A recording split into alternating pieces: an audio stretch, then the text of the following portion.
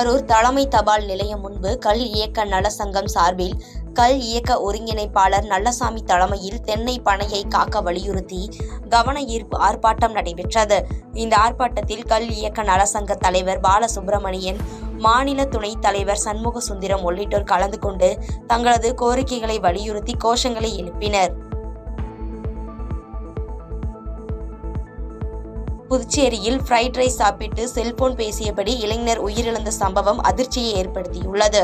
அரியாங்குப்பத்தைச் சேர்ந்த அல்போன்ஸின் உடலை பிரேத பரிசோதனை செய்த மருத்துவர்கள் மாரடைப்பால் மரணம் அடைந்திருக்கலாம் என கூறிய நிலையில், உணவு மாதிரி பரிசோதனை முடிவுகள் வெளியான பின்பே மாரடைப்பால் மரணம் அடைந்தாரா அல்லது உணவு உட்கொண்டதால் மாரடைப்பு ஏற்பட்டதா என்பது தெரியவரும் என காவல்துறையினர் தெரிவித்துள்ளனர். புதுச்சேரி பனித்திட்டு கடலின் முகத்துவாரா பகுதியில் குளித்த 8ஆம் வகுப்பு அரசு பள்ளி மாணவன் உயிரிழந்த சம்பவம் அந்த பகுதியில் பெரும் சோகத்தை ஏற்படுத்தியுள்ளது. கிருமாம்பாக்கம் அம்பேத்கர் நகரைச் சேர்ந்த தமிழரசன் என்பவருடைய மகன் சபரீஸ்வரன் என்ற சிறுவன் நண்பர்களுடன் பனித்திட்டு கடல் முகத்துவாரா பகுதியில் குளிக்கச் சென்ற நிலையில் நீரில் மூழ்கி உயிரிழந்த நிலையில் இதுகுறித்து கிருமாம்பாக்கம் போலீசார் வழக்கு பதிவு செய்து விசாரணை நடத்தி வருகின்றனர்.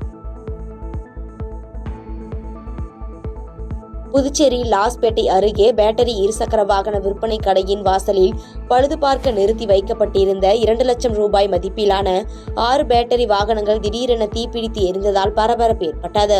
தொடர்ந்து தகவலின் அடிப்படையில் சம்பவ இடத்திற்கு விரைந்து வந்த தீயணைப்பு வீரர்கள் தீயை அணைத்தனர். மதுரை மத்திய சிறையில் போலி கணக்குகள் மூலம் சுமார் 100 கோடிக்கு ஊழல் செய்த விவகாரத்தில் வேலூர் மத்திய சிறை நிர்வாக அலுவலரை பணியிடை நீக்கம் செய்து தமிழக அரசு உத்தரவிட்டுள்ளது. வேலூர் மத்திய சிறையில் தற்போது பணியாற்றி வரும் தியாகராஜன் என்பவர் மதுரை மத்திய சிறையில் நிர்வாக அலுவலராக இருந்தபோது 100 கோடிக்கு ஊழல் செய்ததாக லஞ்ச ஒழிப்புத்துறை அதிகாரிகள் வழக்கு பதிவு செய்து விசாரணை நடத்தி வந்தனர். வேலூர் மாவட்டம் கண்டிகாபுரம் கிராமத்தில் நள்ளிரவில் கிராமத்தில் அத்துமீறி வீட்டில் நுழைந்து அராஜகம் செய்த திமுக பிரமுகர் செந்தில்குமார் மற்றும் உதவி ஆய்வாளர் ஜெகதீசன் மீது நடவடிக்கை எடுக்க கோரி கிராம மக்கள் புகார் மனுவை மாவட்ட காவல் கண்காணிப்பாளர் அலுவலகத்தில் ஆதாரங்களுடன் அளித்துள்ளனர். சுமதி என்ற பெண்ணின் வீட்டில் அத்துமீறி நுழைந்து கையை பிடித்து இழுத்து வந்து அராஜகத்தில் ஈடுபட்டதாகவும், இது குறித்து அதிகாரிகள் நடவடிக்கை எடுக்கவில்லை என்றால் கிராம மக்கள் காவல் நிலையத்தை முற்றுகையிட்டு போராட்டம் நடத்தப் போவதாக தெரிவித்தனர். கள்ளக்குறிச்சி மாவட்டம் சங்கராபுரம் பகுதியில் குற்ற சம்பவத்தில் ஈடுபட்டு வன்கொடுமை தடுப்பு சட்டத்தின் கீழ் கைதான இளைஞரை குண்டர் தடுப்பு சட்டத்தின் கீழ் அடைக்க கள்ளக்குறிச்சி மாவட்ட ஆட்சியர் உத்தரவிட்டுள்ளார். கோவிந்தன் என்பவரை வல்லரசு என்ற இளைஞர் சரமாரியாக அரிவாளால் தாக்கி கொலைவெறி தாக்குதலில் ஈடுபட்ட குற்றத்திற்காக கைது செய்யப்பட்டு சிறையில் அடைக்கப்பட்டார். சேலம் மாவட்டம் சங்ககிரி அருகே சாலையை கடக்க முயன்ற இருசக்கர வாகனத்தின் மீது லாரி மோதி விபத்துக்குள்ளானதில் அம்சராஜ் என்பவர் சம்பவ இடத்திலேயே உயிரிழந்தார். இது குறித்தான சிசிடிவி காட்சிகள் வெளியாகி அதிர்ச்சியை ஏற்படுத்தியுள்ள நிலையில், இதேபோல் சேலம் மெயின் ரோட்டில் நடந்து சென்று கொண்டிருந்த பழனிசாமி என்பவர் மீது லாரி மோதியதில் சம்பவ இடத்திலேயே உயிரிழந்தார். சங்ககிரியில் அடுத்தடுத்து நடந்த சாலை விபத்தில் 2 இறந்த சம்பவம் அப்பகுதியில் பெரும் பரபரப்பை ஏற்படுத்தியுள்ளது. ராணிப்பேட்டை மாவட்டம் ஆற்காடு அருகே சாலை விரிவாக்க பணிக்காக மரங்கள் வெட்டப்படுவதை கண்டித்து பாமக கட்சியின் பசுமை தாயகம் இயக்கம் சார்பில் வெட்டப்பட்டுள்ள ஆலமரத்திற்கு மாலை அணிவித்து மலர்களை தூவியும் மெழுகுவர்த்தி ஏற்றி அஞ்சலி செலுத்தினர். நெடுஞ்சாலைத்துறை மற்றும் தமிழக அரசு மரங்களை அடியோடு சாய்த்து அகற்றும் நிலையில் அம்மரங்களை வேறு இடங்களில் மாற்று நடவு செய்ய வேண்டும் என கோரிக்கை முன்வைத்துள்ளனர். ராணிப்பேட்டை மாவட்டம் செம்பேடு கிராமத்தைச் சேர்ந்த தாட்சாயினி என்ற பெண்ணை சொத்து தகராறு காரணமாக இளைஞர்கள் சிலர் தாக்கியுள்ளனர். இதில் படுகாயமடைந்த அப்பெண் மருத்துவமனையில் அனுமதிக்கப்பட்டுள்ள நிலையில் இதுகுறித்து காவல்துறையினர் உரிய நடவடிக்கை எடுக்க வேண்டும் என பாதிக்கப்பட்ட குடும்பத்தினர் கோரிக்கை விடுத்துள்ளனர். சிவகங்கை மாவட்டம் காரைக்குடி மீனாட்சிபுரம் முத்துமாரியம்மன் கோயிலில் மாசி பங்குனி பால்குட பெருவிழா வெகு விமர்சையாக நடைபெற்றது. விழாவில் நடைபெற்ற இசை கச்சேரியில் கிங் கேங் வேடமணிந்து அரங்கேற்றப்பட்ட நடனத்தை ஏராளமானோர் கண்டுகளித்தனர். தேனி மாவட்டம் ஆண்டிப்பட்டி அடுத்த அன்னை இந்திரா நகரில் இலங்கை தமிழர் குழந்தைகளுக்கான அமைக்கப்பட்ட அரசு நடுநிலைப் பள்ளியில் 40வது ஆண்டு விழா சிறப்பாக கொண்டாடப்பட்டது. நிகழ்ச்சியில் தமிழர் கலைகளான பரதநாட்டியம் உள்ளிட்ட நடனங்கள் அரங்கேற்றம் செய்யப்பட்டன.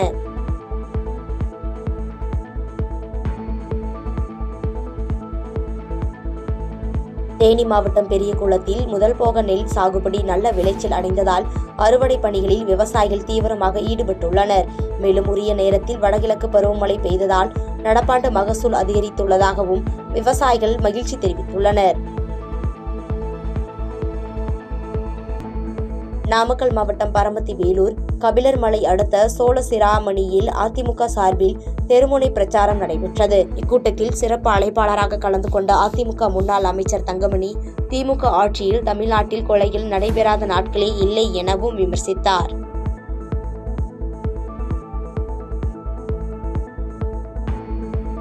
திருவள்ளூர் மாவட்டம் புள்ளரம்பாக்கம் ஊராட்சி ஒன்றிய நடுநிலைப் பள்ளியில் 53வது ஆண்டு விழா வெகு விமர்சையாக நடைபெற்றது. இதில் மாணவர்களின் கலை திறனை வெளிப்படுத்தும் விதமாக ஏராளமான கலை நிகழ்ச்சிகள் நடைபெற்றன.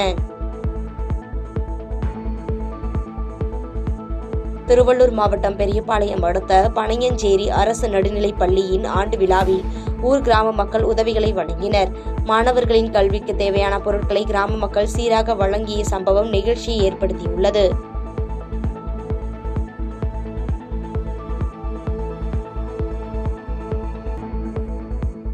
நீலகிரியில் கோடை காலத்திலும் விவசாய நிலத்திற்கு தண்ணீர் கிடைக்கும் வகையில் பண்ணைக்குட்டை என்னும் பிளாஸ்டிக் கிணற்றை அமைத்து விவசாயிகள் பயன்பெற்று வருகின்றனர். பிளாஸ்டிக் கிணறுகளில் தண்ணீர் நிரப்பி அதிலிருந்து தண்ணீர் எடுத்து மைக்ரோ ஸ்பிரிங்க்லர் மூலம் தண்ணீர் பாய்ச்சி வருவதாகவும் விவசாயிகள் தெரிவித்துள்ளனர்.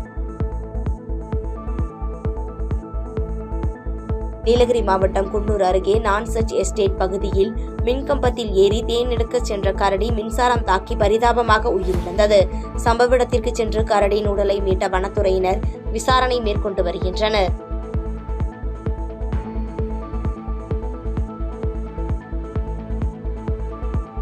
பாதகம் செய்பவரை கண்டால் நாம் பயம் கொள்ளலாகாது பாப்பா. மோதி மிதித்து விடு பாப்பா, அவர் முகத்தில் உமிழ்ந்து விடு பாப்பா. அண்மை செய்திகளை உடனுக்குடன் தெரிந்து கொள்ள இணைந்திருங்கள் எம் நாடு தொலைக்காட்சியுடன்.